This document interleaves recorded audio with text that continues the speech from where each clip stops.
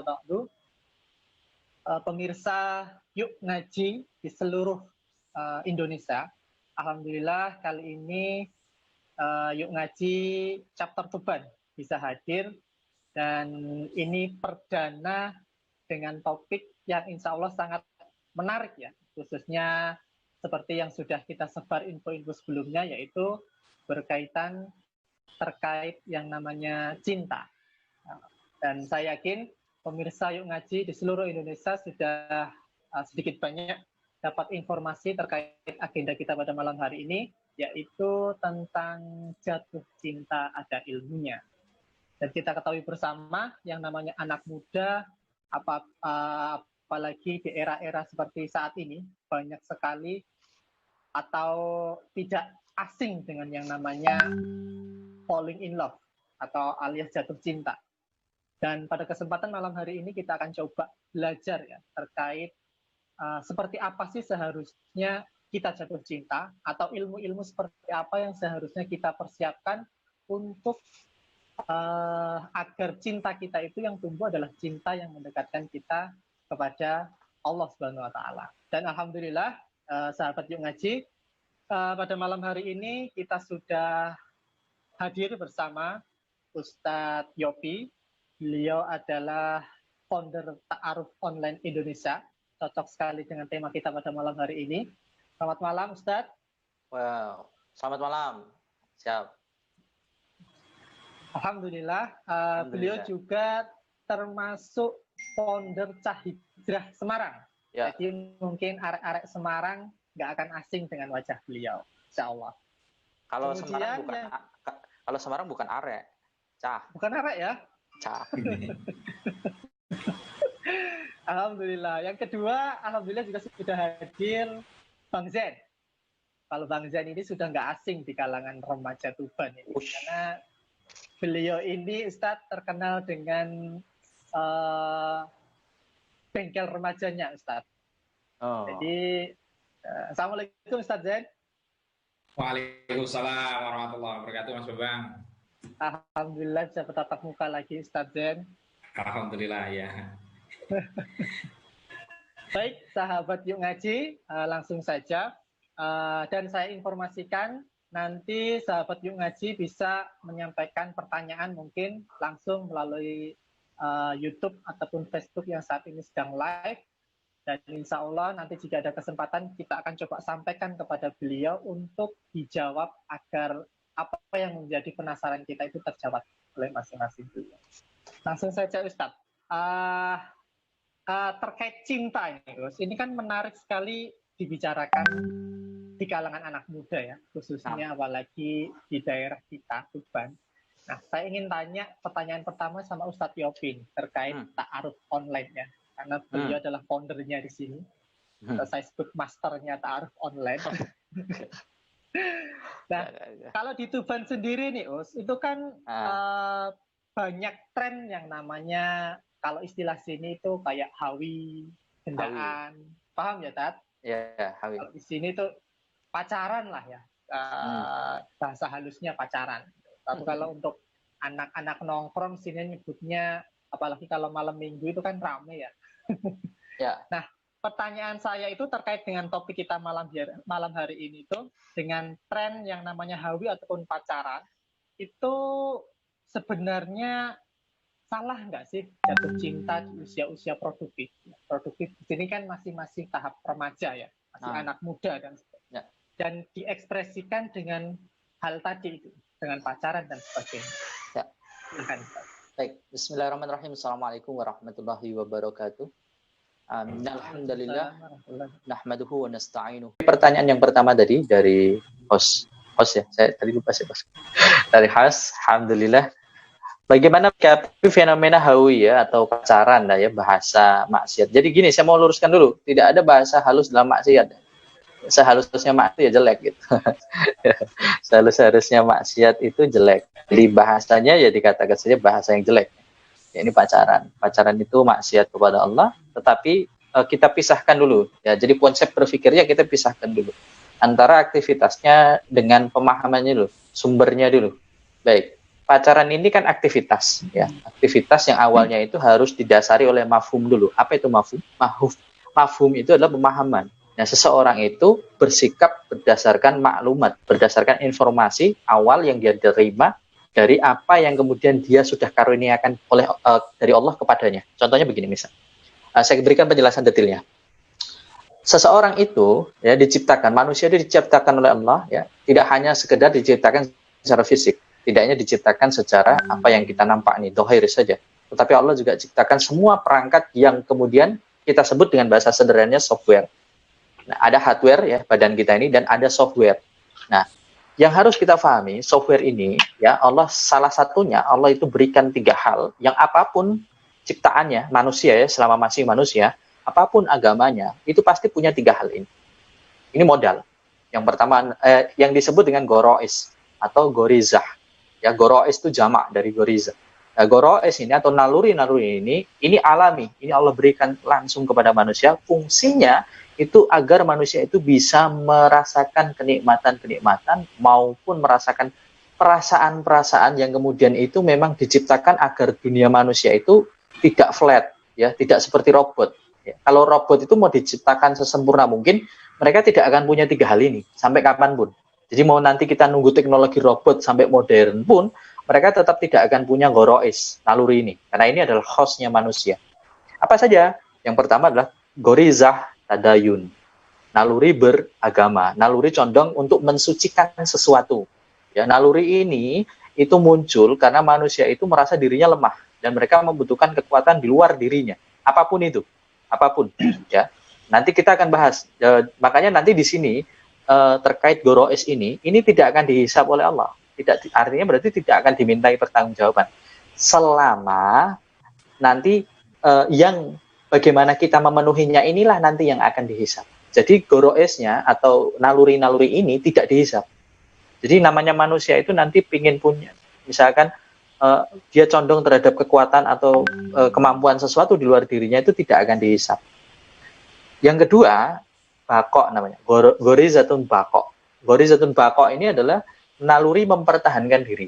Ya, jadi ketika manusia itu mengalami sesuatu tekanan, mengalami sesuatu yang menimpa dirinya lah, baik itu tidak enak maupun enak, itu otomatis dia pasti akan melakukan perlawanan. Ini sangat sangat alamiah sehingga tidak bisa kemudian kita menolaknya. Nah, yang terakhir adalah gorizatun na'u atau naluri berkasih sayang. Nah, inilah yang nanti kan kita bahas, kita runcingkan. Kita tidak akan bahas tentang tadayun atau bakok, tapi kita akan bahas tentang na'u atau melestarikan keturunan. Nah, tadi pertanyaannya, bagaimana dengan fenomena hawi dikaitkan dengan pemahaman ini dulu? Karena ternyata faktanya banyak dari kita, ya orang-orang muslim di luar sana belum memahami tentang membedakan antara naluri dengan aktivitas memenuhi naluri. Tadi saya katakan, naluri itu tidak dihisab. Tidak dihisab, karena itu diberikan oleh Allah langsung. Tapi yang dihisab adalah bagaimana kita melampiaskannya. Ya, contoh nih, saya ya nggak mungkin gitu loh bisa hidup tanpa perempuan dalam kehidupan saya. Karena Allah menciptakan Adam dan Hawa, bukan Adam dan Joko. Begitu ya. Ya, sehingga tidak mungkin saya akan hidup selamanya misalkan sendirian atau dengan Joko. Tidak mungkin. Ya.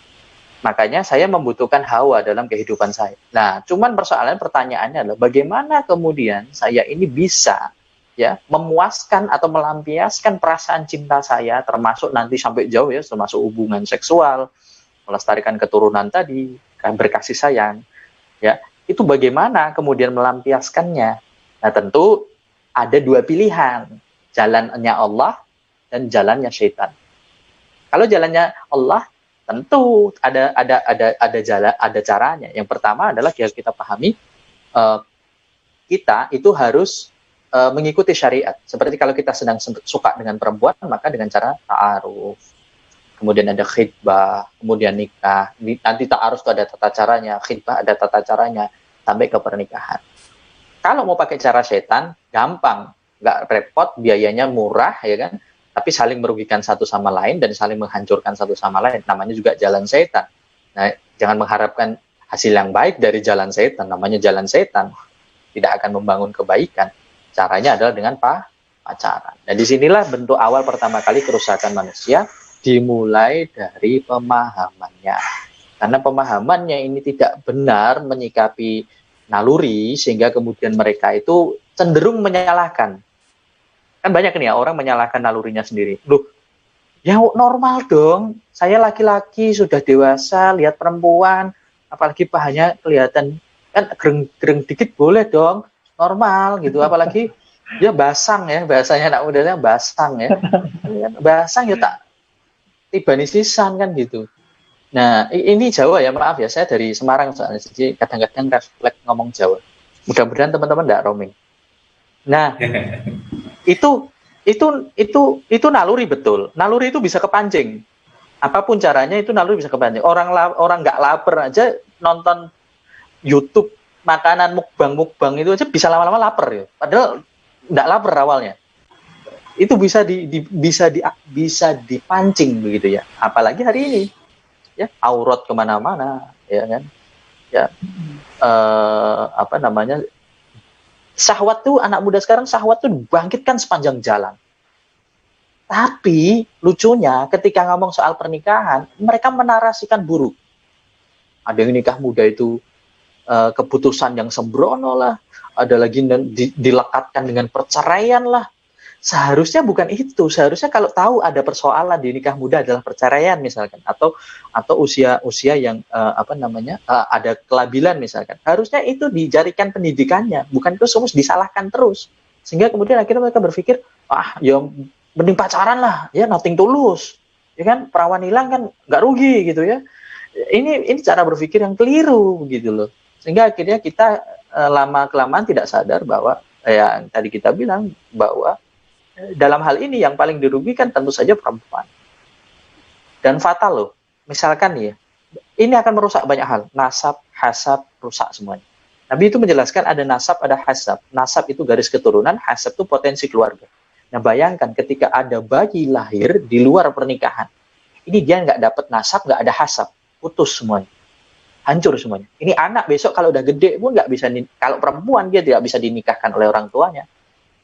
Kalau laki-laki atau perempuan dia tidak bisa dapat hak waris. Bayangkan betapa ngerinya begitu. Tapi kan ya namanya setan ya selalu jalannya pintas. Jadi saya rasa bagaimana dengan fenomena ini wajar saya bilang karena ini pemenuhan nalurinya.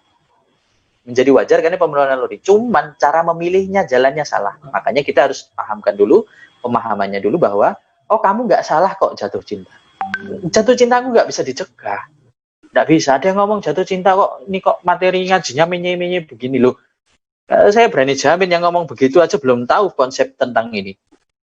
Saya berani jamin, yang ngomong begitu saja tidak tahu konsep tentang menjelaskan persoalan ini. Makanya ini penting, karena ini menyangkut peradaban. Bagaimana bisa kita mengaku umat Rasulullah, sedangkan nanti banyak bayi lahir tanpa nasab. Sedangkan nanti banyak bayi menikah ya setelah mereka besar, itu tidak punya wali. Dan menikahnya harus dengan wali hakim. Kita masa tidak khawatir dengan itu. Sehingga ini menjadi persoalan yang penting. Cuman kita kemas jadi sesuatu yang ringan supaya teman-teman ini tidak deg-degan begitu loh. Wallah alam itu saja. Iya. Ya. Mas Bambang, mana Mas Bambang ya? Oh iya Mas Bambang hostnya. Ayo Mas. Mana ini orangnya? Hilang ya.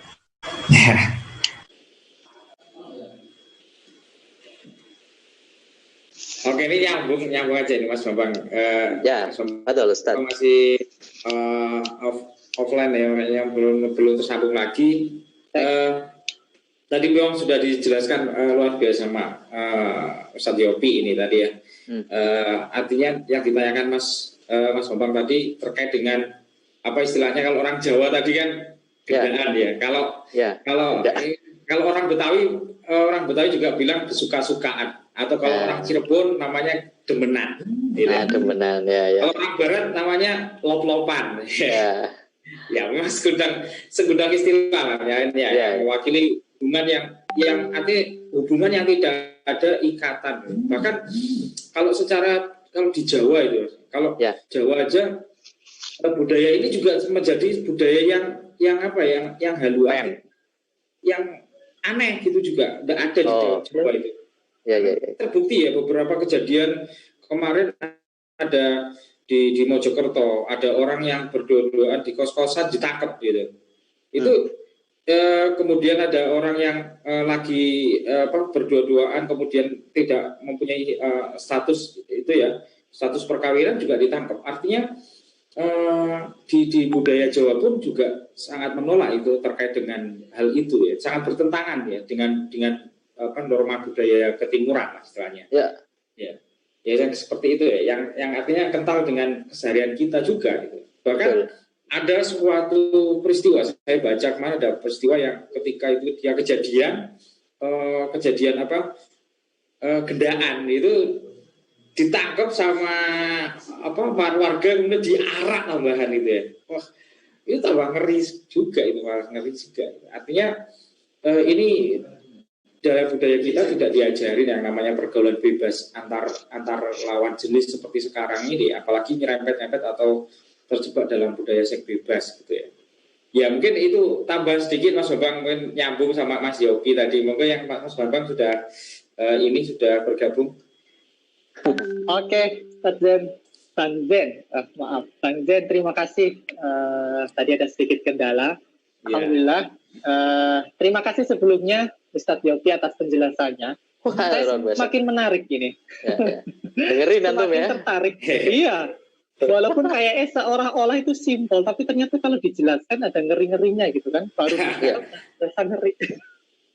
Cuman tadi sudah disampaikan bahwa kita akan coba kemas dengan bahasa yang renyah, supaya di sini karena niatan kita adalah supaya kita bisa belajar, tapi ya. Jadi nggak ngeri duluan, tapi itu malah termotivasi.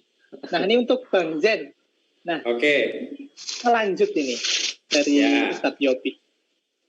Kalau memang tadi kan disebutkan bahwa tadi pernyataan saya diralat sama Ustadz Yopi yang nggak boleh kita menghalus-haluskan suatu maksiat ya, pacaran tadi itu. Jadi kalau memang pacaran itu kan tadi disebutkan dalam tanda kutip ya, kalau dalam pilihan yang salah ya, jalur setan tadi itu kan disebutkan bahwa memang itu jalur yang salah gitu kan. Nah, apa yang dilakukan ya ketika seorang remaja atau anak muda ketika sudah apalagi tadi dijelaskan itu sepanjang jalan itu kan mengundang syahwat tadi itu disebutkan kan. Nah, apa yang harus dilakukan seorang remaja ketika memang cinta itu sudah datang ya. Tadi kan fitrah ya, kita suka sama lawan jenis. Sedangkan dalam kapasitas kita itu sebenarnya kita belum siap gitu. Gimana Bang Zen? Baik ya, terima kasih. Saya sapa dulu dari teman-teman di Yungaji semuanya di seluruh Indonesia. Assalamualaikum warahmatullahi wabarakatuh. Salam. Ya, jumpa lagi ya dengan kita di sini di edisi perdana kita ya hari ini Mas Bambang. Terkait dengan pertanyaan dari Mas Bambang ini, memang kalau kita membahas tentang cinta itu ceritanya tiada pernah berakhir. Gitu ya. Kalau Pat Kai bilang itu ceritanya tidak pernah berakhir. Tidak pernah berakhir. Iya, semacam itu. Emang kalau bahas cinta memang tidak ada habisnya. Bahkan tidak hanya remaja pun ya. Orang-orang tua selama kita masih hidup, insya Allah kita masih punya cinta. Tadi sudah dijelaskan terkait bagaimana gorizah, ada gorizahnya tadi ya. Ibaratnya ada cinta. Setiap manusia pasti mempunyai cinta. Hanya saja bagaimana kita memanajemennya. Ya itu kan intinya. Ketika cinta itu datang, kita bagaimana cara memanajemennya. Nah, tadi sempat juga dibahas terkait dengan pacaran, gitu ya. Kita juga memang harus tahu bahwa pengertian dari pacaran sih apa itu? Pacaran kan hubungan gelap ya. Bisa berarti komitmen di antara mereka yang tidak terang-terangan istilahnya. Pasti ya, anak pacaran itu pasti juga tidak terang-terangan lah istilahnya. Ya. Maksudnya ikatan di antara mereka itu hanya diikat dengan diperkuat hanya dengan perasaan cinta yang abstrak dan nyaris tak teraba. Tidak ada bukti hitam di atas putih apalagi ya. Berarti ketika tidak ada bukti di atas hitam di atas putih itu juga tidak punya kekuatan, bro. Misalnya nggak heran ya kalau memang putus nyambung dalam berpacaran. Kemudian apalagi kalau ada kejadian ya sekarang mau di meja hijau kan juga nggak bisa, nggak ada ikatan ya, nggak ada hitam di atas putihnya gitu ya. Makanya kalau teman-teman punya nyali memang harus terang-terangan. Terang-terangan itu bukan dengan pacaran, tapi dengan pernikahan. Kira-kira brother and sister ya di sini ini berani nggak gitu ya, terang-terangan gitu. Kalau memang suka jalanin, ngomong ke orang tuanya begitu. Nah, ketika kita tanya anak remaja sekarang itu, kalau kita tanya kenapa Mas sampai kok pacaran? Wah, iya Pak, pacaran ini bisa meningkatkan semangat belajar. Sih ya, bisa meningkatkan. Jadi sejuta alasan ya. Ada orang kalau pacaran itu bisa meningkatkan semangat belajar. Oh iya, bagaimana itu? Katanya bisa meningkatkan semangat belajar. Ini saya kira hanya akal-akalan saja, bro. Soalnya apa? Kenyataan di lapangan itu sangat berbeda. Teori sama praktek bertolak belakang banget gitu ya. Kalau memang pacaran itu bisa menambah semangat belajar, tapi kenapa nggak semua anak sekolah yang pacaran ya belajarnya semangat gitu loh. Jadi ingatannya itu mungkin ingatannya sangat tajam kalau disuruh mengingat namanya gacoannya, mengingat biodatanya dan menyertakan hobinya si idolanya itu, si ceweknya tadi, atau mungkin cowoknya itu sangat hafal artis idolanya, makanan favoritnya apa, dia makan di mana. Tapi kalau ditanya tentang hukum Archimedes atau ditanya hukum tentang Pythagoras gitu ya di matematika, atau percakapan yang bahasa Inggris, bahasa Arab dan juga pelajaran IPS bisanya hanya pusing 7 keliling ya. Mana buktinya kalau pacaran itu bisa meningkatkan semangat belajar. Ini yang menjadi catatan bagi kita. Ketika cinta itu datang kemudian diterapkan di pacaran dan alasannya untuk meningkatkan istilahnya untuk meningkatkan semangat belajar. Jadi justru waktunya itu lebih banyak dihabiskan buat mikirin, ngelamun, SMS, WA-an, jalan bareng. Istilahnya kalau di tanah terus malam mingguan itu ada wakuncar, waktu kunjung pacar. Kan ada itu juga. Apalagi di blow up sama media ya sekarang. Media-media banyak sekali, dari sinetron, film, sangat mengajari anak-anak muda sekarang piye caranya gitu ya, seperti itu. Lalu kalau sudah begini, kembali ke alasan tadi, mau belajarnya kapan gitu ya. Apalagi di sampul bukunya, di meja belajarnya, sampai isi dompet, foto-fotonya close up, semuanya isi pujaan hatinya. Coba, maksud hati ingin belajar, tapi apa daya, mata nggak mau pindah dari si dia. Tuh, kalau kondisinya seperti ini, masa pacaran bisa meningkatkan semangat belajar gitu. Jadi kalau soal rajin datang sekolah mungkin bisa jadi itu teman-teman rajin datang sekolah, bahkan ngampiri gacoannya itu paling pagi itu. Sekolah berangkatnya masuknya jam 7, dia setengah 6 sudah nyampe di rumah pacarnya gitu ya. Nah itu semangat gitu ya. Gitu. Tapi kalau ya cuma pengen ketemu si dia gitu. Bahkan sampai yang ditunggu-tunggu bel istirahat. Yang ditunggu-tunggu itu bel istirahat. Kenapa? Biar nanti ketemu di kantin kayak gitu. Ya mungkin seperti itulah alasan-alasannya. Mungkin kalau ini ya pengalaman banyak yang saya temukan di anak-anak remaja sekarang ya. Ya mungkin khususnya juga mungkin di Tuban juga. Mungkin remaja pun saya amati seperti itu ya. Mungkin dulu saya juga zamannya remaja seperti itu ya Mas ya. Mungkin Mas Yopi juga waktu-waktu remaja dulu ya belum kenal Islam, belum kan gorois gitu ya. Saya mungkin juga seperti itu dulu, tapi nggak sampai sih zaman-zaman dulu masih ada istilahnya isin-isinan gitu ya, isin-isinan gitu ya. Kemudian pacaran Islami gimana Ustaz ya? Nah, kalau pacaran Islami ini apa? Iya. Tahu lucu lagi ini ya. Ada kan di kalangan anak muda sekarang kan pacaran Islami. Iya betul. Aktivitasnya katanya aktivitas Islami, ngingetin sholat. Iya, betul. Terus sudah sholat duha belum, udah baca Al-Quran belum, gimana? Iya. Kan baik kan ya itu sesuatu yang baik, mengingatkan yang kalau di senyampang di seliwerannya kita mungkin juga ya masa sih Islam tidak kenal pacaran gitu ya, atau bagaimana mungkin ada yang mengatakan bahwa pacaran boleh aja, yang penting pacaran yang Islami, ada yang mengatakan gitu. Bahkan mungkin ada ustadz yang mengatakan seperti itu ya, pacaran yang penting tidak berlebihan, masih menurut ustadz gitu. Sekarang atau mungkin kalau pacaran pakai baju takwa, pakai sarung, songkok, pasangannya pakai jilbab gitu. Kalau ketemu pakai salam, kalau setelah pegangan tangan alhamdulillah, pegangan yang lain wa syukurillah, wala haula wala quwata illa billah gitu ya. Ya itu kan yang dikatakan pacaran Islami seperti itu ya. Ya mungkin sekali lagi tidak ada satu perbuatan dosa tadi seperti yang dijelaskan Ustaz Yopi, satu perbuatan dosa atau maksiat itu yang Islami. Masa kita pernah dengar ada mencuri Islami? Ya, atau mungkin minum-minuman keras Islami. Kalau seperti itu apa? Minum toa Islami itu kalau di Tuban itu ada minum toa Islam, nggak ada sih maksud minum toa kok Islami itu. Atau mengadu domba Islami atau hibah Islami atau ribawi Islami ya termasuk tidak ada dalam istilah pacaran Islami itu. Jelas kenapa ya? Karena memang istilah pacaran itu bukan dari Islam, apalagi bukan teman-teman yang ada di Jawa juga bukan adat Jawa juga semacam itu. Di Jawa tidak ada. Brother and sister, Islam aja sebagai agama yang diturunkan oleh Allah itu melalui Nabi Muhammad. Rasulullah aja tidak pernah mengenal pacaran loh. Rasul nggak pernah pacaran loh. Buktinya apa? Rasulullah SAW tidak pernah pacaran selama hidupnya. Kita tidak pernah menemukan dalam sejarah Nabi itu kencan dengan Siti Khadijah atau mojok berdua di bawah pohon kurma bareng Siti Aisyah gitu. Sebelum menikah. Jadi yang ada itu Rasulullah itu mencontohkan bahwa ekspresi cinta yang legal di hadapan Allah SWT itu hanya dalam bingkai pernikahan. Gitu. Dengan kata lain, boleh melakukan aktivitas pacaran dalam tanda kutip setelah ijab kabul di hadapan penghulu. Ya mungkin begitu. Kemudian mungkin terkait dengan cinta, Mas ya. Saya ingin menukil dari pendapatnya Ibnu Hazm.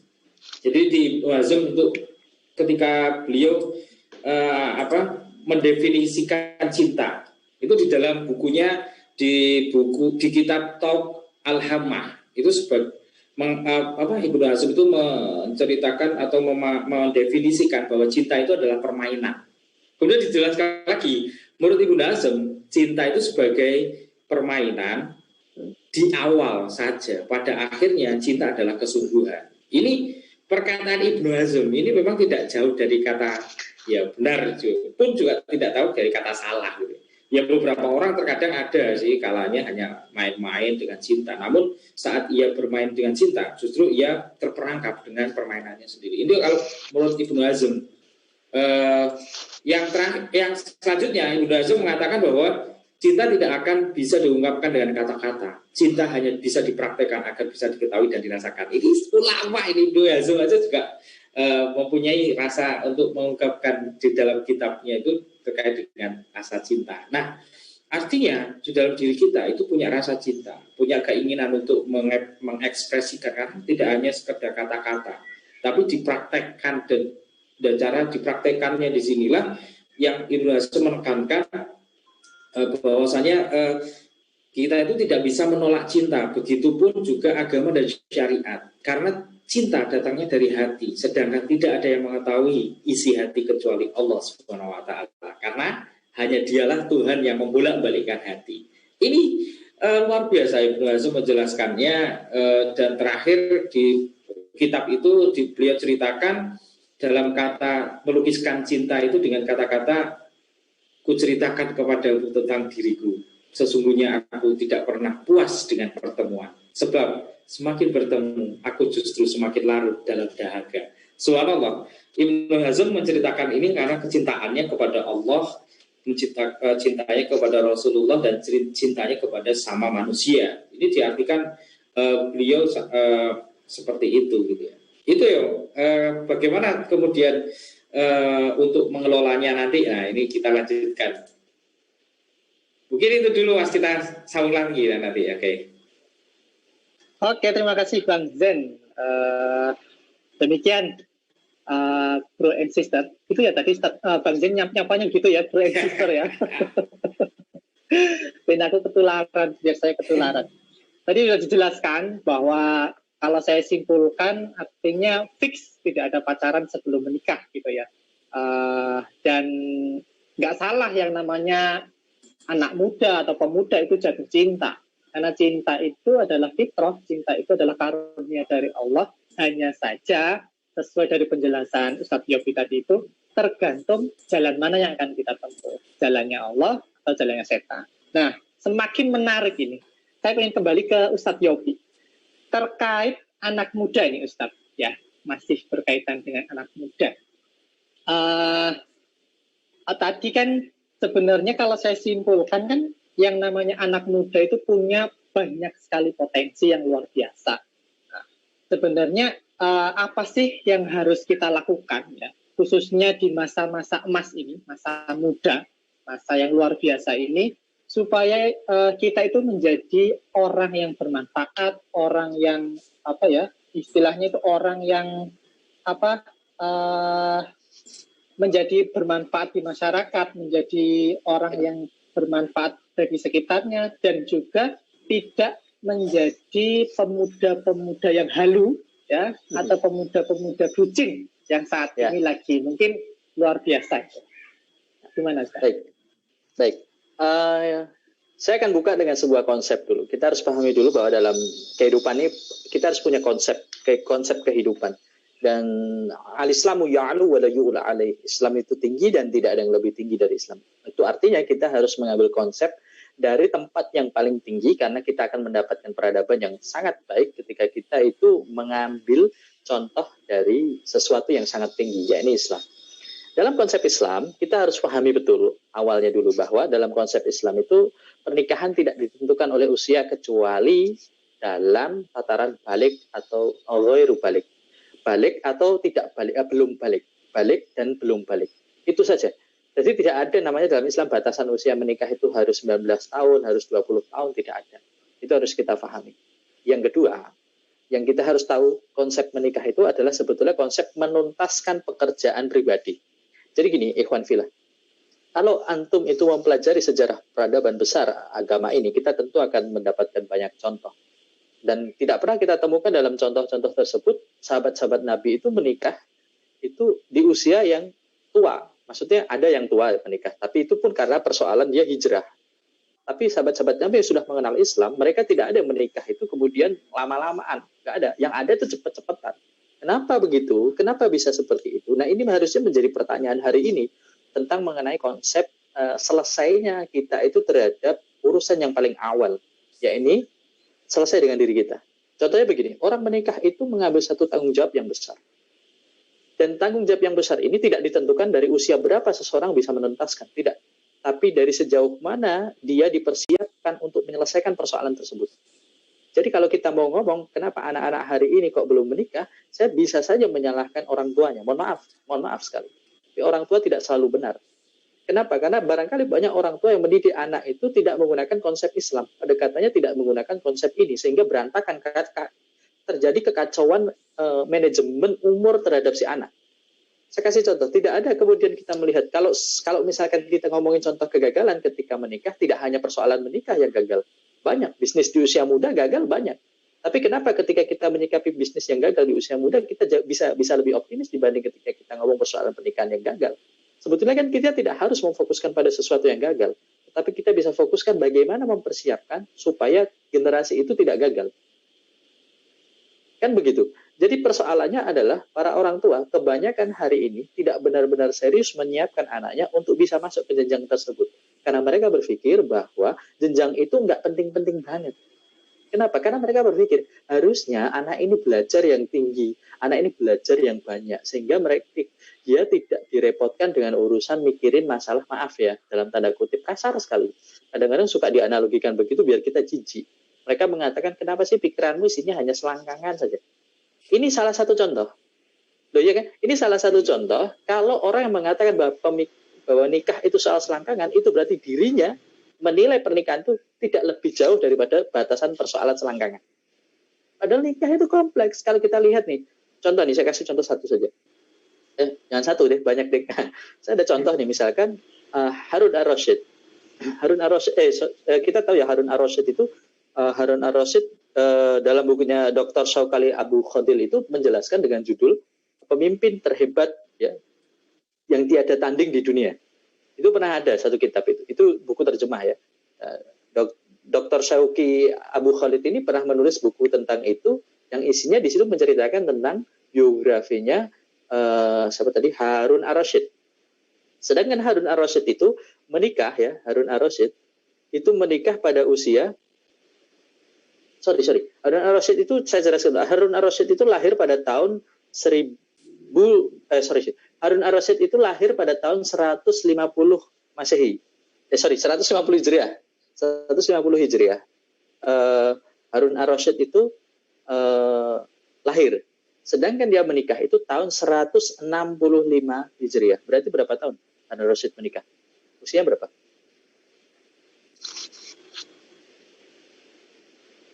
Apa itu? Berapa Mas Pak? Harun Ar-Rasyid lahir tahun 150 Hijriah.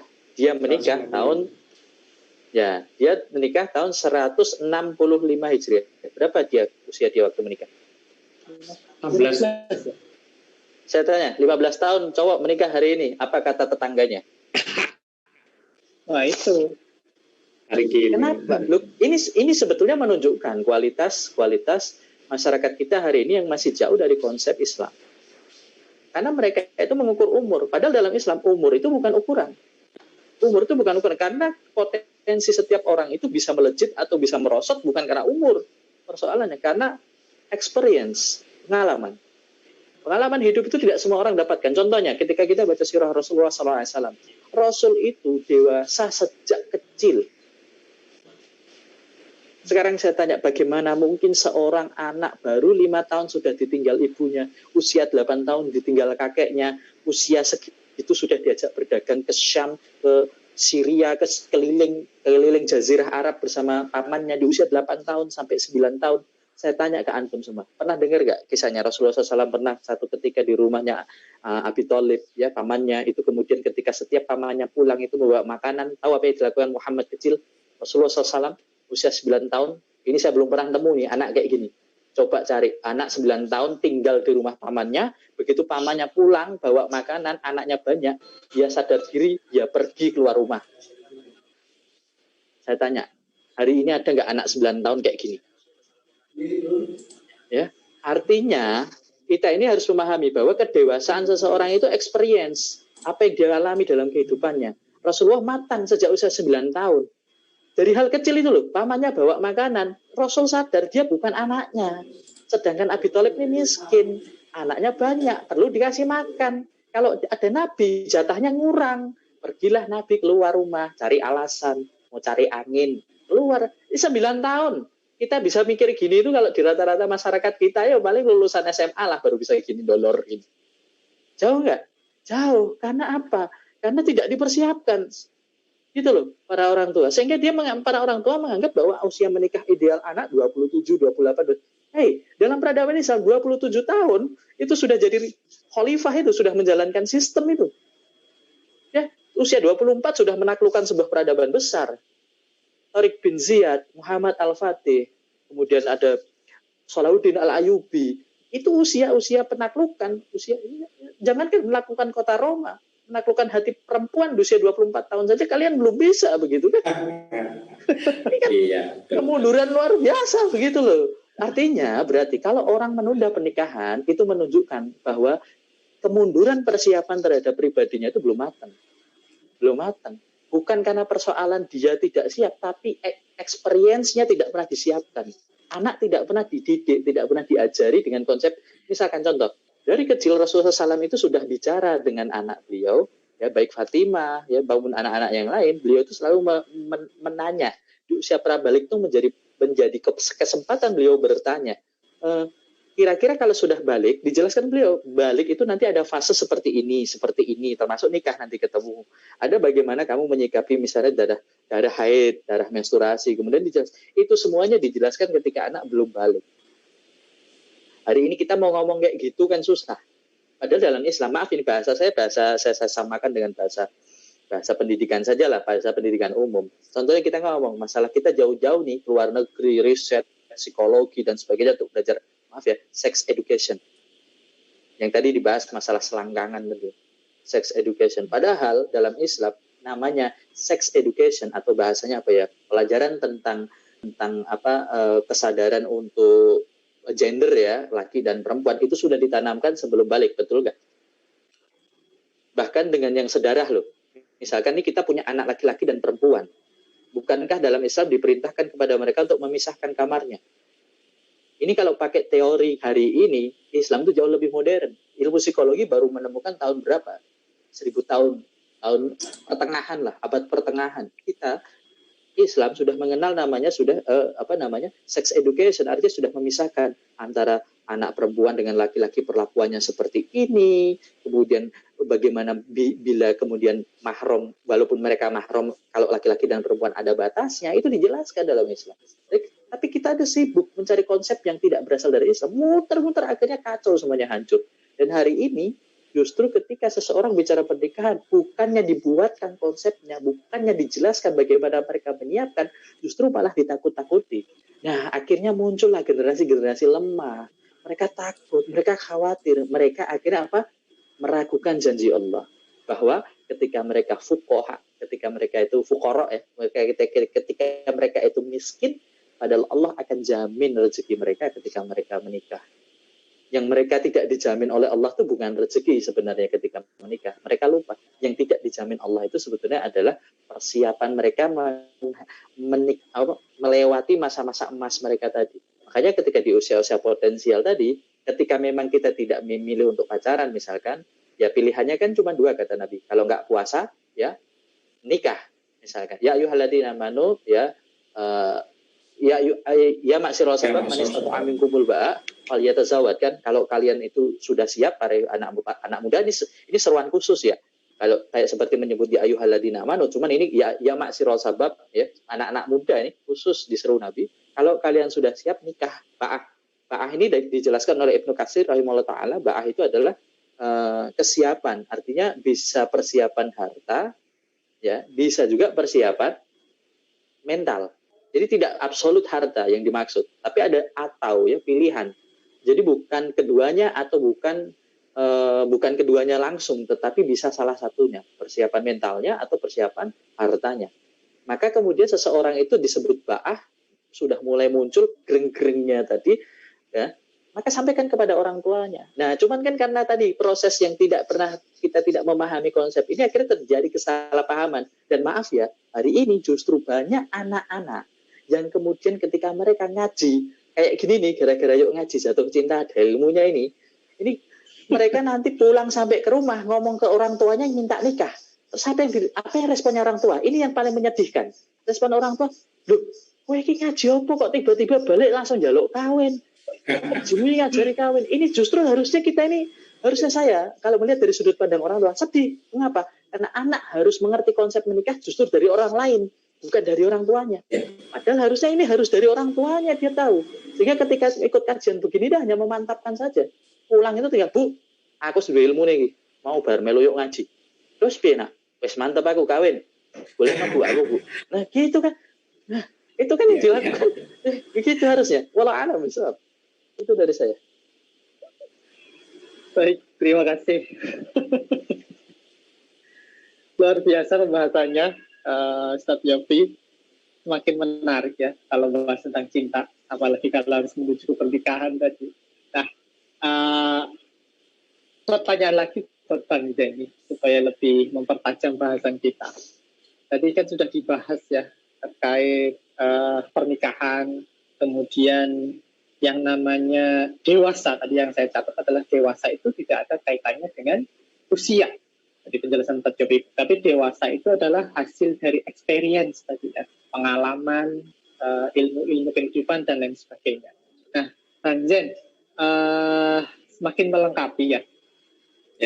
Ketika yang namanya seorang anak muda itu sudah gereng-gereng, tadi bahasanya Ustaz Yofi, sudah gereng-gereng, sudah tumbuh rasa cintanya kepada lawan jenisnya tadi itu, sebenarnya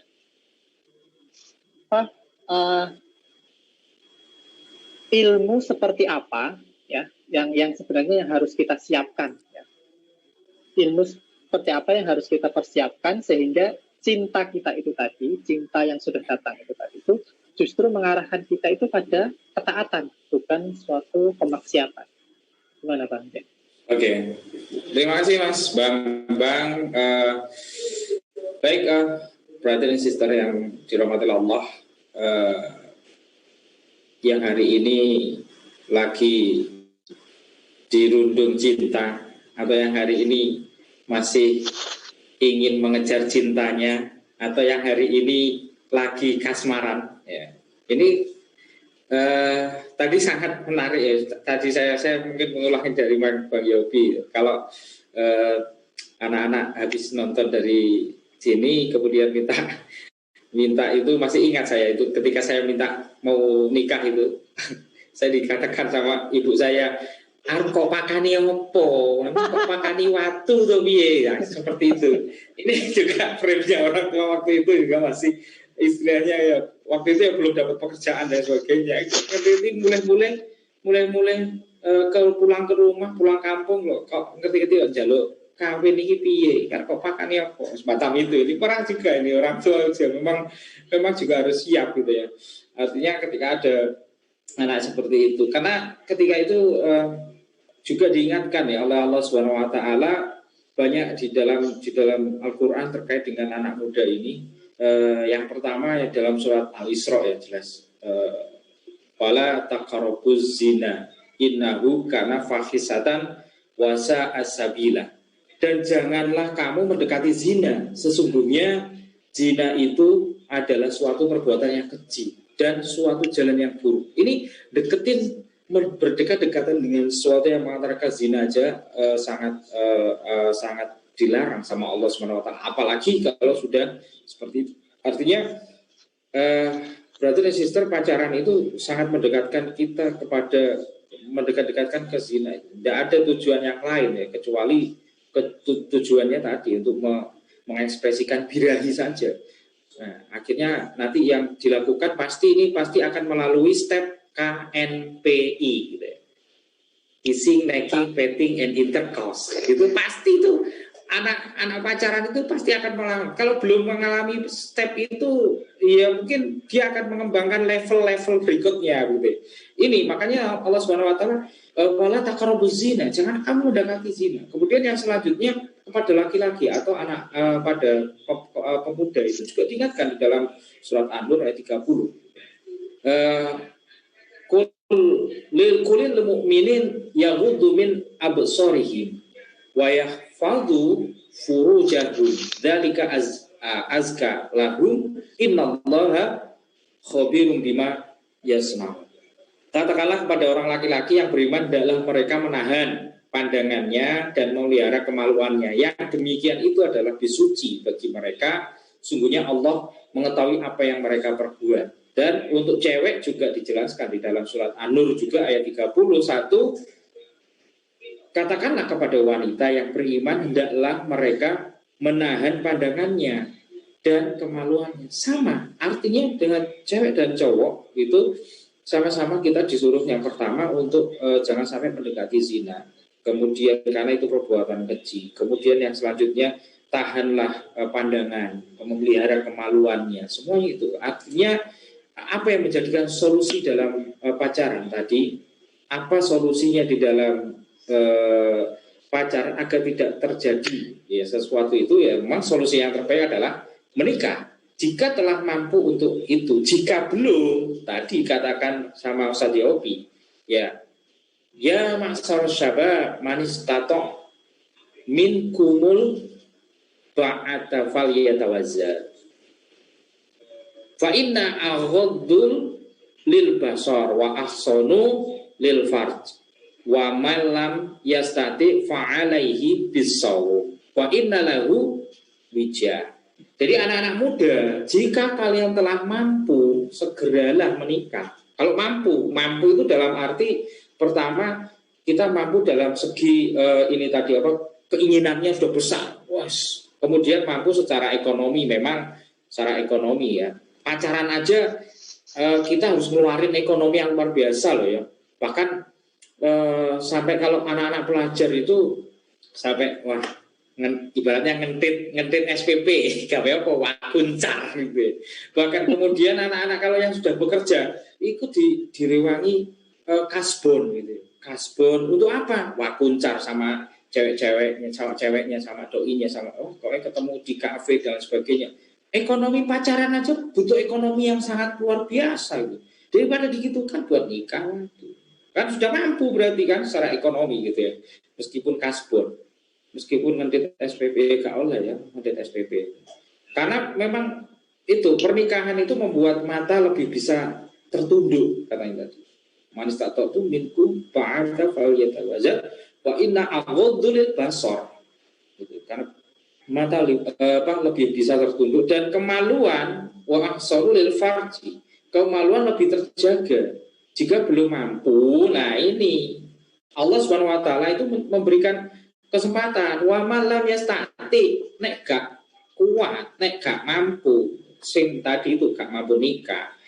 Ya, gak mampu melakukan durung mampu nikah, fa'alaihi bisaum gitu. Jadi berpuasalah, ya poso lah, karena puasa itu akan menjadi tameng. Maksudnya kenapa kamu puasa? Belum kuat nikah. Kenapa kamu? Ya enggak begitu maksudnya, menahan diri gitu. Katakan menahan diri gitu. Nah, menahan diri itu yang seperti apa? Ini yang penting gitu. Bagaimana cara menyelamatkan kita? Itu menahan dirinya tadi. Itu yang pertama dengan memperbanyak doa dan memohon perlindungan kepada Allah Subhanahu wa taala ya dari fitnah-fitnah dan kemudian menjaga pandangan dan tidak mengumbarnya. Ya, menjaga pandangan. Jadi kalau lebih baik ya memang kalau memang belum kuat ya kita jomblo is the best gitu ya.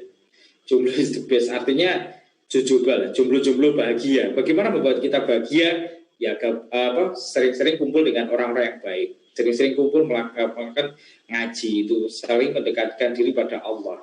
Wanita saat keluar rumah hendaknya menggunakan pakaian yang syar'i, menutup aurat, ya, jangan diumbar gitu. Karena juga ya namanya laki-laki itu ya juga ada batasnya juga ya kan. Kemudian menjauhi hal-hal yang membangkitkan syahwat. Yang jelas itu. Nah, teman-teman yang dirahmati Allah, jadi sangat penting kita ketika kita mau jatuh cinta atau kita akan melalui jatuh cinta atau yang sedang kasmaran itu memang kudu punya ilmunya dan semuanya sudah dijawab oleh Allah Subhanahu wa taala dalam Al-Qur'an, semuanya sudah dijelaskan di dalam hadis-hadisnya Rasulullah gitu. Artinya yang terpenting adalah kita harusnya istiqomah. Bagaimana istiqomah dalam sebuah ketaatan itu yang penting. Apalagi kemarin kita sudah melampaui bulan Ramadan gitu ya. Artinya ada beberapa tips ya mungkin untuk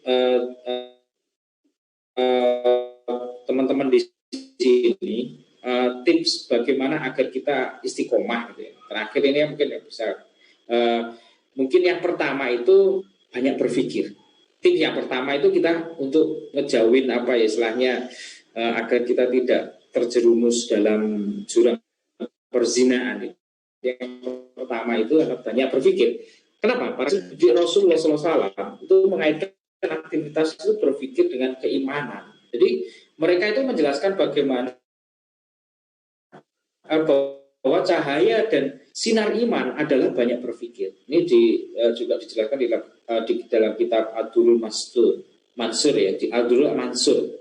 Itu juga dijelaskan seperti itu. Artinya banyak berpikir. Artinya ketika banyak berpikir di situ jangan sampai banyakkan ngelamun, jangan banyakkan main-main dan main sosmed dan sebagainya. Kebanyakan akhirnya malah tambah berpikiran kemana-mana. Gitu ya.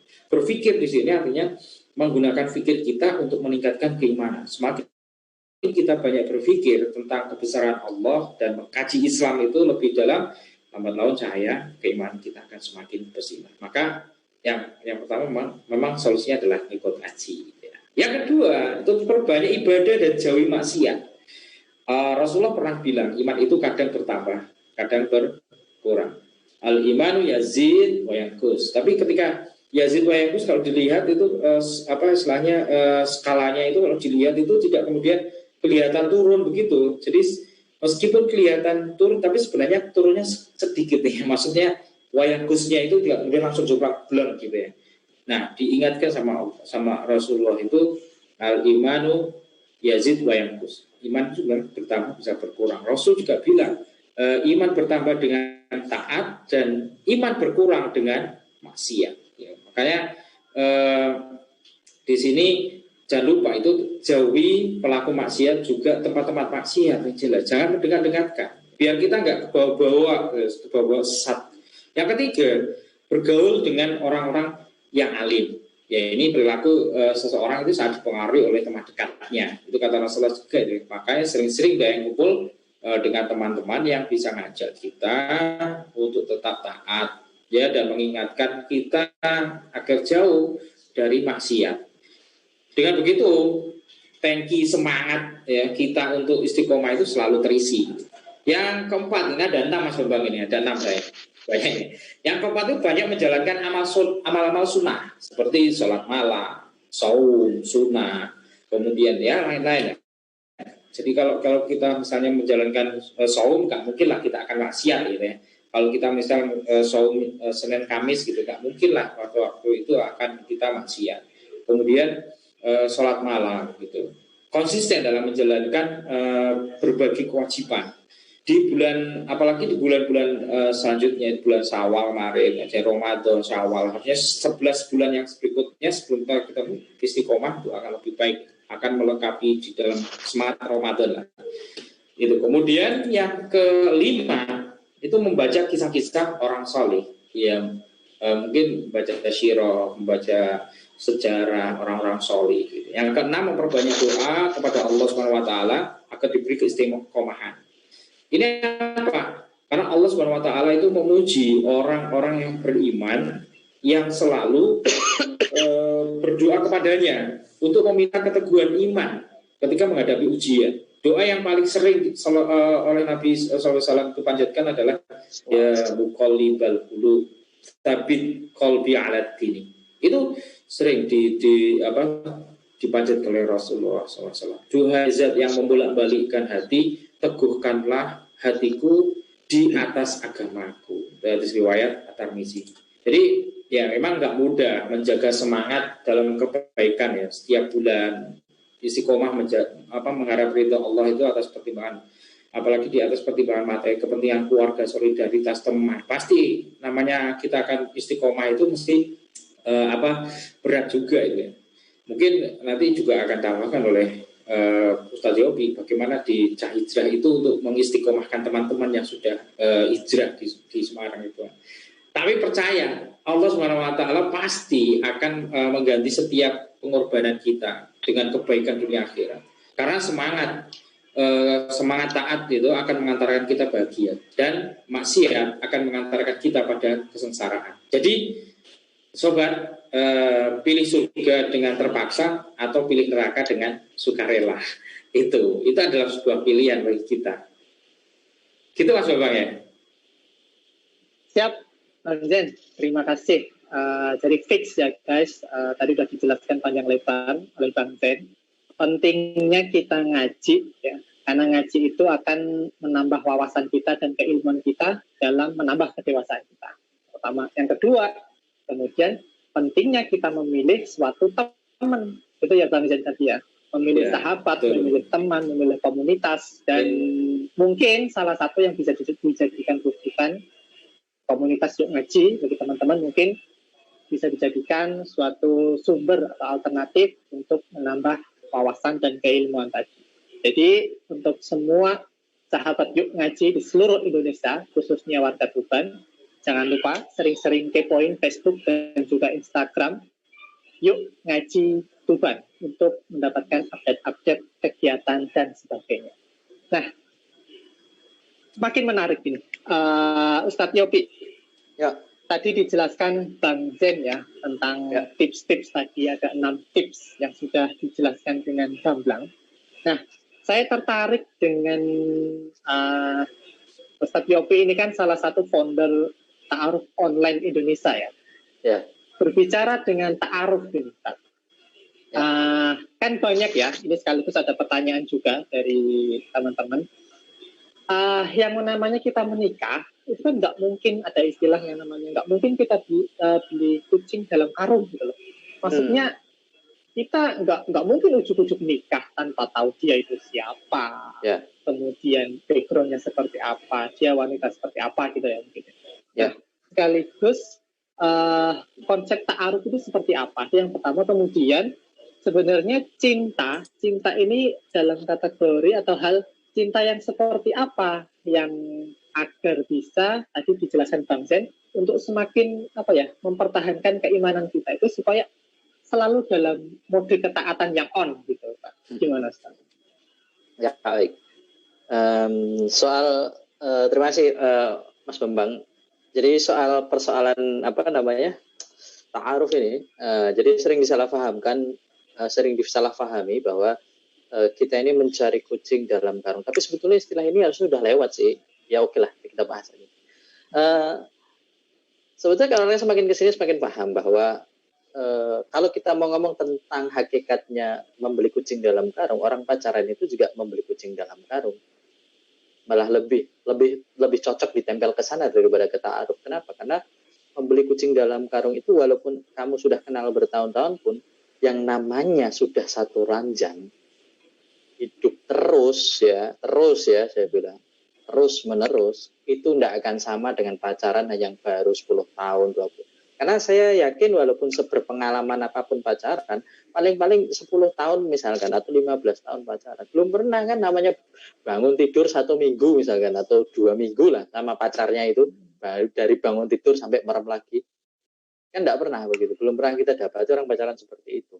Ya, kalau ada pun itu, saya yakin juga tidak menjamin kelanggengannya. Itu artinya apa? Beda, walaupun Anda dengan konsep pacaran yang lama bertahun-tahun pun, tetap akan beda dengan orang yang menikah. Karena dunia pernikahan dengan dunia pacaran itu jauh berbeda. Nah kemudian saya ingin menanggapi bahwa di dalam ta'aruf itu tidak sekedar membeli kucing dalam karung, itu tidak tepat. Karena dalam ta'aruf ada beberapa tahap yang dilalui. Kalau kita mau mengambil contoh, misalkan dulu sahabat dalam hadis riwayat Ahmad dikatakan Rasulullah SAW pernah ditatangi oleh sahabat. Kemudian ketika dia ingin menyampaikan keinginannya untuk menikahi seorang wanita, Nabi menanya kepada dirinya, apakah kamu sudah melihat wanitanya? Jawaban dia belum. Saya belum melihat, Nabi. Maka kata Nabi, lihat dulu. Kata Nabi, lihat dulu. Biar ridho. Jadi dia ridho, kamu ridho. Ini kalau kayak gini saya tanya, ini kucing dalam karung atau apa? Kan tidak.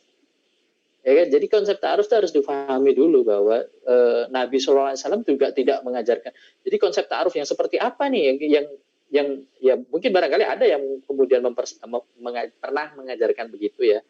Kemudian dipersepsikan akhirnya ada yang menangkap salah tangkap gitu, berbeda dari konsep Nabi. Kalau konsep Nabi diperintahkan untuk melihat dulu, lihat dulu perempuannya. Karena tadi disampaikan oleh Ustadz Zen, iman itu yakus wa yazid. Iman itu naik turun. Kalau lagi naik semuanya cantik, ya istrinya cantik, pakai daster pun bau ikan asin cantik, gitu. Tapi kalau yakus lagi turun nih iman, ya istrinya mau dandan model apapun, pandangan dia wis kurang lah. Apalagi pernikahannya sudah menginjak 6 tahun ke atas ya, itu sudah waduh wis. Itu hambarnya itu kalau tidak sering dibumbu itu akan terasa waduh semua. Sampai pernah tuh ada cerita dari kiai saya itu. Jadi yang sebetulnya menyebabkan istri tidak cantik itu adalah mata suaminya kan. Kalau kata kiai saya ya. Bahkan kalau seandainya kambing dibedai itu masih lebih cantik itu daripada istrinya. Kenapa? Karena dalam pandangan orang yang tidak pernah puas, pandangan orang penyeleweng, ya selalu kurang begitu. Maka dalam konsep ta'aruf itu ada namanya konsep melihat, ya konsep binador, melihat langsung. Jadi nggak ada tuh istilah mau nggak tak kenal perempuan. Siapa Ustadz? Pokomen, Yahud, ya. Ya ada yang begini terus mau terus cocok terus nikah sampai sekarang. Ya, ini imannya luar biasa udah. Tapi kan orang kayak gini tidak bisa disamaratakan dengan penduduk planet bumi ya. Kalau planet Namek mungkin nggak tahu. Kalau di planet bumi ini tidak bisa disamakan begitu. Ada orang dengan kualitas seperti ini tidak semuanya. Makanya perlu Nabi tidak membebankan kepada kita syariat yang berat. Artinya cukup lihat saja dulu. Ya, kemudian setelah lihat apa yang dilakukan? Perkenalan. Ya, mengenal. Ta'aruf itu kan saling mengenal. Ta'aruf itu belum tentu langsung nikah. Itu yang harus dibenahi. Ya, salah persepsinya. Kalau sudah ngomong ta'aruf pasti nikah nih. Udah pasti nikah, udah 100%. Enggak, nikah ta'aruf itu masih bisa. Oh, ternyata nggak cocok nih. Oke, nggak jadi ya, maaf. Nggak apa-apa. Ta'aruf loh ya, bukan khitbah, ta'aruf. Jadi kalau ta'aruf itu manfaatkan saja waktu ketika nador dan ketemu ada saksi, ada wali, ada siapapun mahram yang menemani, itu manfaatkan untuk mengenal dia. Jadi nggak ada istilah dalam dalam ta'aruf itu tadi kucing dalam karung karena kita tidak saling mengenal. Tidak benar itu. Karena tidak sesuai dengan hadis Nabi tadi. Artinya ketika Nabi menyampaikan suruh melihat itu, suruh nadar, pastikan betul bahwa ini calonnya, baru nanti you nikah sama dia. Bukan kemudian oke, ini aja, nggak usah lihat, saya nggak lihat fisik, saya tidak menilai. Wah, apalagi cah saiki ya, wah rak banget kan seperti itu. Artinya maaf ya, saya mengecilkan antum semua. Ya, tapi ini muhasabah kita kan. Ini muhasabah kita bahwa ya kita ngomong apa adanya begitu loh. Kondisi sekarang ini fisik bagi pria, bagi sebagian pria bahkan ada yang sampai mengalahkan agama. Harus kita amini fenomena tersebut. Tetapi maksud saya adalah kemudian ya jangan kemudian saklek seperti itu. Makanya kan dalam ta'aruf nanti bisa saja misalkan nih saya yang pertama kali punya prinsip, pokoknya istri saya nanti nggak terlalu pintar agama, nggak apa-apa deh, yang penting cakep, yang penting maulah diajak soleh gitu bareng. Kemudian setelah bertemu nih ngobrol, wah ternyata maaf ya misalnya ternyata tulalit gitu ya, agak lemot-lemot nih, agak. Nah saya sebetulnya sudah membayangkan dia di ekspektasi saya ini, ini ceweknya begini nih pasti. Lalu apa yang terjadi? Bisa saja di dalam ta'aruf itu semua penilaian kita di awal itu berubah, bisa jadi. Dan itu yang sering terjadi malah. Sehingga apa? Dalam ta'aruf itu yang penting yang dibawa adalah unsur kepentingannya. Kepentingan. Makanya Islam itu nggak pernah bertele-tele. Namanya muamalah misalnya. Muamalah itu laki-laki dan perempuan diizinkan berikhtilat dalam satu ranah disebut muamalah misalnya. Karena ada urusan di situ.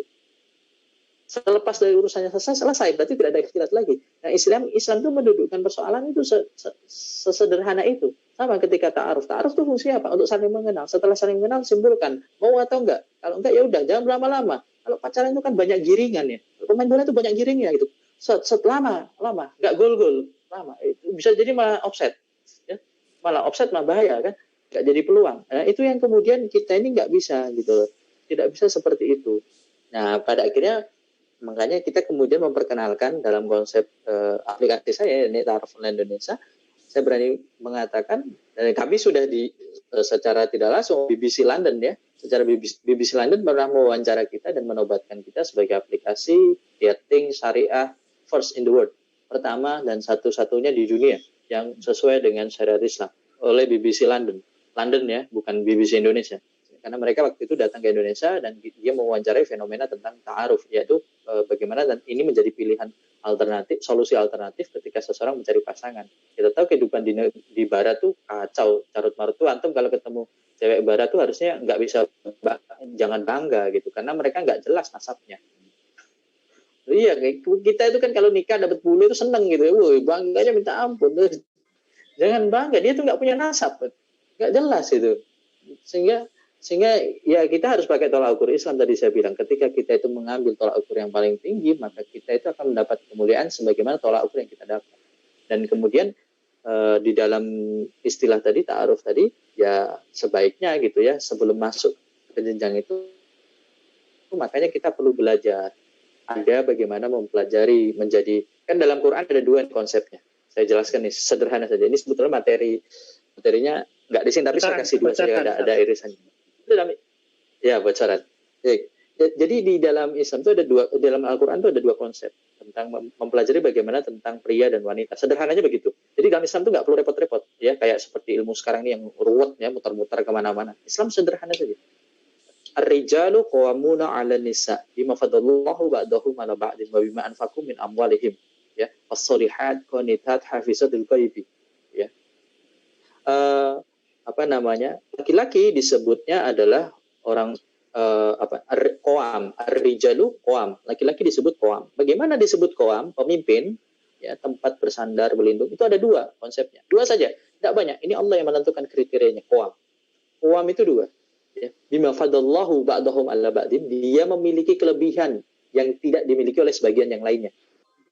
Jadi apa saja kelebihan ini? Nanti kita bisa menilai kelebihan si ikhwan ini apa saja, atau kelebihan si awat ini apa saja yang tidak banyak dimiliki mungkin oleh orang-orang di sekitarnya, ya, baik di urusan agama misalkan atau teknik-teknik lainnya yang berkaitan dengan urusan dunia. Nah, kemudian apa? Yang kedua, laki-laki bisa disebut qoam itu adalah ketika dia menafkahkan sebagian hartanya untuk istrinya.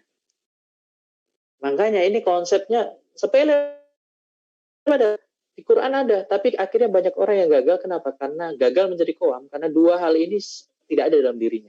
Seorang laki-laki akan kehilangan marwah kepemimpinannya karena dua hal ini gagal, tidak bisa diberikan. Bagaimana dengan perempuan, para akhwat? Maka akhwat disebutnya fas-solihat. Ya, oleh Al-Quran disebut fas-solihat. Wanita solihat.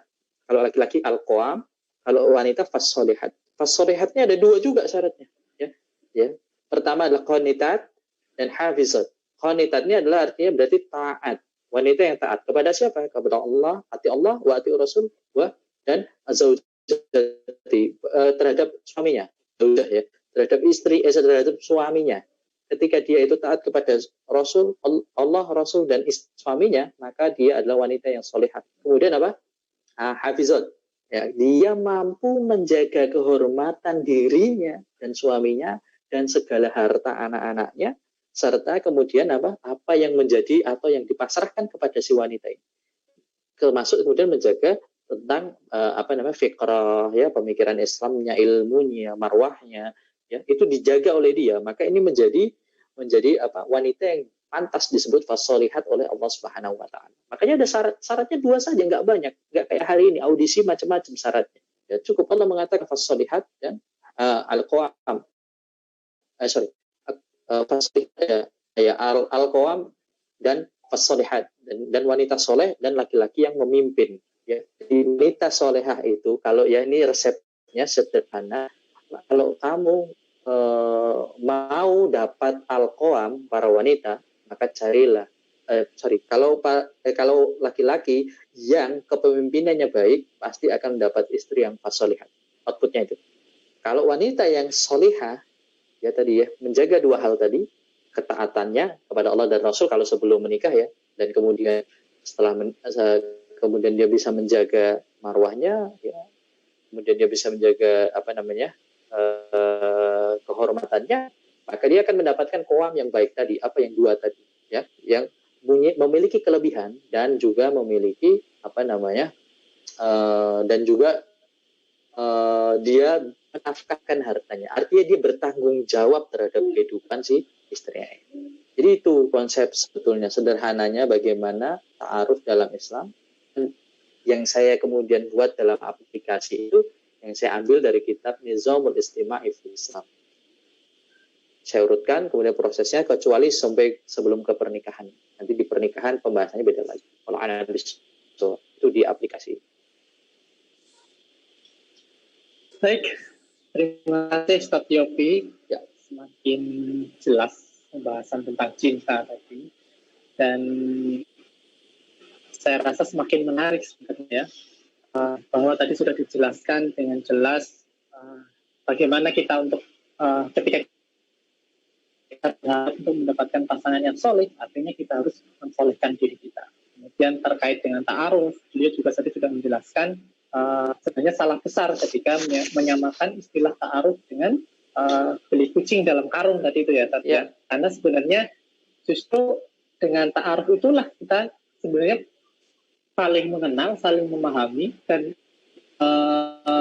mengetahui sebenarnya wanita atau pria seperti apa yang akan minimal kita mendapat kebutuhan kita. Jadi Islam itu kan tadi mengakomodir kebutuhan kita. Kebutuhan dalam ta'aruf itu kan mengenal, titik, tidak banyak yang lain.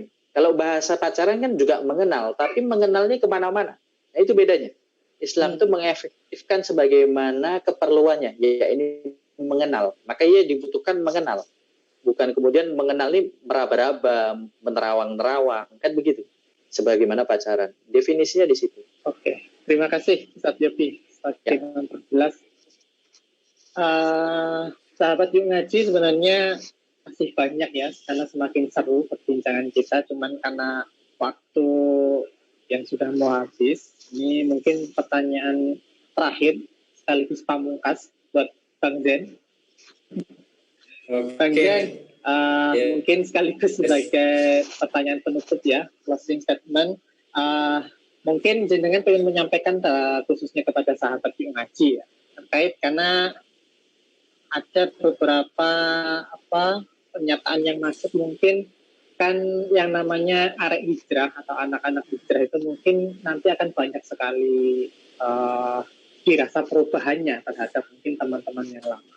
Mungkin dibilang dia lebih kaku, dia lebih gak asik dan sebagainya. Itu seperti apa menanggapinya dan supaya bisa terus istiqomah? Monggo Bang. Ya, baik, terima kasih Mas Bang. Ya memang kalau kita berbicara dengan sebuah istiqomah di dalam dua kebaikan itu memang berat. Ya lebih mudah istiqomah dalam kemaksiatan ya mungkin kalau kita katakan seperti itu, atau mungkin kalau timbangannya ya tetap, karena apa? Kemaksiatan sama kebaikan itu jelas akan berbeda timbangannya nanti di yaumul qiyamah, jelas gitu kan, di nantinya gitu. Dan juga dunia pasti ya yang ketika siapa yang berbuat baik kan juga akan menuai, siapa yang akan berbuat buruk juga akan menuai juga gitu. Jadi sama-sama menuainya gitu. Allah akan membalasnya sebesar biji zarah pun ya, kebaikan itu pun juga akan dibalas sama Allah. Sebesar biji zarah pun kejelekan juga akan dibalas sama Allah SWT. Artinya ini adalah sebuah pilihan bagi kita. Life is choice ya. Jadi bagaimana kehidupan kita itu adalah sebuah pilihan. Ya memang nggak mudah untuk kita menjaga semangat dalam sebuah kebaikan. Tapi ini di sini bahwasanya Allah Subhanahu Wa Taala juga menunjukkan di dalam ayatnya itu inna akramakum indallahi atqakum. Sungguhnya kalau kamu ingin diikramkan oleh Allah, dimuliakan oleh Allah Subhanahu Wa Taala, maka yaitu kita memilih jalan bertakwa. Inna akramakum indallahi atqakum. Dalam bertakwa, dalam konsep takwa, artinya konsep takwa ini adalah konsep dalam kita berbuat baik gitu ya. Nah, ketika itu teman-teman yang sudah mungkin mulai berhijrah, meninggalkan budaya pacaran dan kemudian ingin menjadi lebih baik agar tidak kembali kepada jalan yang dulunya atau jalan yang sesat, maka tadi ada 6 tips yang saya berikan tadi ya. Pertama tadi, untuk kita akan selalu mengkondisikan kita untuk selalu berpikir ya. Berpikir itu dalam arti untuk menjaga sebuah keimanan kita konsistennya ya. Karena kita ingin dimuliakan oleh Allah, kamu ingin dimuliakan di dunia dan di akhir oleh Allah, maka kita konsisten dalam sebuah ketaatan. Itu yang pertama. Dan yang kedua tadi adalah pilih teman yang benar gitu loh. Nah, banyak sekarang komunitas-komunitas yang mengajak sebuah kebaikan, juga di luar juga banyak komunitas-komunitas yang mengajak keburukan gitu. Ini sekali lagi kita dihadapkan, para remaja, para teman-teman yang muda, ini adalah kita dihadapkan pada sebuah pilihan, di mana pilihan itu yang akan menentukan teman-teman di masa yang akan datang. Jadi pilihan antum hari ini, pilihan teman-teman pada hari ini adalah akan menentukan masa depan kita gitu. Jadi ini yang menjadi sebuah titik atau entry point dari teman-teman agar tetap bisa menjaga. Jadi pilih komunitas teman-teman, komunitas hangout, komunitas nongkrong, komunitas ngopi dan sebagainya. Itu komunitas itu tidak perlu teman-teman tinggalkan, atau aktivitas itu tidak perlu teman-teman tinggalkan, hanya mengalihkan dari hangout yang hanya bergurau menuju ke hangout yang asik gitu, yang ngobrolin masalah masa depan, ngobrolin tentang kebaikan. Awalnya ngopi hanya sekadar hura-hura sambil main game, sambil main atau sambil ngobrol yang hura-hura. Kita ngopinya adalah ngopi tentang Islam, ngobrol tentang pemahaman Islam, ngobrol ngobrol pagi Islam. Jadi ngopi pagi kan enak juga itu ya. Nah, artinya ketika itu kebiasaan tinggal memindah dari kebiasaan baik yang dulunya kurang baik, kemudian memindahkan kepada kebiasaan yang baik, itu kan tidak meninggalkan sebuah kebiasaan kita yang dulu lah istilahnya. Katakanlah aku susah meninggalkan kebiasaanku nongkrong, ya kita alihkan kepada nongkrong yang baik. Nah, Di beberapa komunitas, termasuk di Yuk Ngaji, juga di bengkel remaja Islam, kami pun juga menyediakan. Artinya nongkrong-nongkrong yang bermanfaat gitu ya artinya. Makanya tetap apa istilahnya tetap berhubungan, artinya tetap berkomunikasi dengan di komunitas-komunitas sekarang. Banyak di Instagram, di Telegram, di Facebook, komunitas-komunitas yang menyajikan sesuatu yang baik gitu ya. Tapi yang pada intinya adalah itu tadi, pilih sebuah teman atau pilih teman itu yang mengajak kita kepada ketaatan. Kemudian pasti ada yang namanya mengejek lah, istilahnya sok alim, sok suci. Daripada ya mungkin lebih baik lah daripada sok jahat, sok apa namanya itu ya. Pokoknya kan lebih baik sok suci daripada sok alim. Gitu aja, enteng lah ya. Artinya berpikirnya gitu. Artinya teman-teman yang dirahmati Allah, kita tetap percaya Allah pasti akan mengganti setiap pengorbanan kita dengan kebaikan dunia. Karena semangat taat akan mengantarkan kita bahagia sekali lagi, dan maksiat akan mengantarkan kita pada kesengsaraan. Jadi taat, bahagia, maksiat, sengsara. Siap. Itu. Insya Allah itu Mas Bapak. Mungkin teman-teman di Yuk Ngaji dari Tuban itu yang bisa saya sampaikan, Mas Bambang, sebagai entry point-nya dari kajian kita apa namanya dari Yuk Ngaji kita pada hari ini. Tuh. Baik, Bang Zen, terima kasih atas apa yang tadi sudah disampaikan. Ustadz Yopi juga terima kasih atas ilmunya yang tadi sudah dijelaskan dengan luar biasa. Sebenarnya masih ada beberapa pertanyaan mungkin dari sahabat Yuk Ngaji ya. Mungkin sebagian sudah nggak secara langsung, tapi nggak secara langsung terjawab. Dan ada mungkin sebagian yang belum bisa saya sampaikan, mohon maaf. Insya Allah di pertemuan selanjutnya, karena kalau kita bahas cinta nih, memang kayaknya nggak mau nggak mau leren gitu, menarik banget gitu bahas cinta. Dan kembali saya sampaikan terima kasih kepada sahabat Yuk Ngaji atas apa yang sudah dipelajari bersama-sama pada malam hari ini. Kita berharap apa yang kita lakukan pada malam hari ini memberikan manfaat, khususnya terkait dengan cinta dan itu. Dan juga saya ucapkan terima kasih banyak kepada Bang Zen, kepada Ustadz Yopi. Terima kasih Ustadz, terima kasih Bang. Ya, sama-sama. Dan insya Allah kita akan kembali dengan tema yang berbeda dan insya Allah lebih menarik lagi dengan tema-tema yang luar biasa. Dan sesuai tadi yang sudah disampaikan oleh Bang Zen, hati-hati pilih teman, kemudian terus semangat dalam belajar, sekaligus mari kita selalu menjaga ketaatan kita, karena tadi sudah disampaikan taat bahagia, maksiat sengsara. Saya undur diri, mohon maaf apabila ada salah kata selama proses membawakan acara. Demikian. Assalamualaikum warahmatullahi wabarakatuh. Waalaikumsalam warahmatullahi wabarakatuh. Subhanallah wa bihamdika asyhadu an la ilaha illa anta astaghfiruka.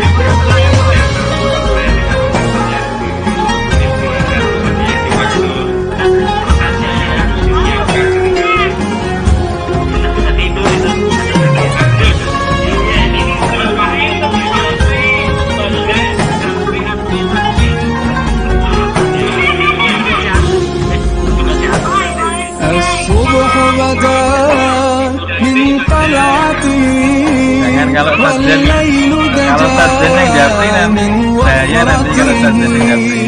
فاق الرسل فضلا وعلا أهدى السبل لدلالته فاق الرسل فضلا وعلا أهدى السبل لدلالته كنز الكرم عذب الكلم هادي الأمم لشريعته أزكى النسب على الحسب هو خير نبي في أمته أزكى النسب على الحسب هو خير نبي في أمته الصبح بدا الصبح بدا الصبح بدا من طلعته الصبح بدا الصبح بدا الصبح بدا من طلعته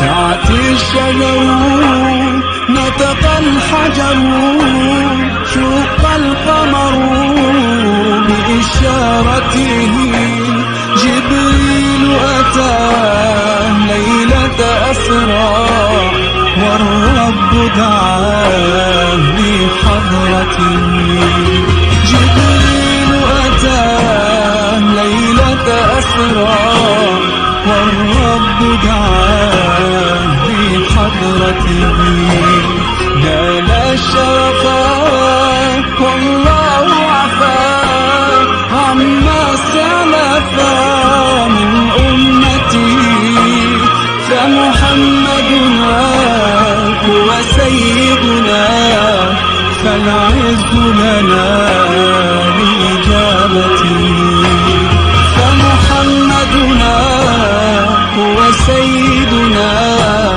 فالعز لنا لإجابته الصبح بدا الصبح بدا الصبح بدا من طلعته الصبح بدا الصبح بدا الصبح بدا من طلعته فمحمدنا هو سيدنا فالعز لنا لإجابته فمحمدنا هو سيدنا فالعز لنا لإجابته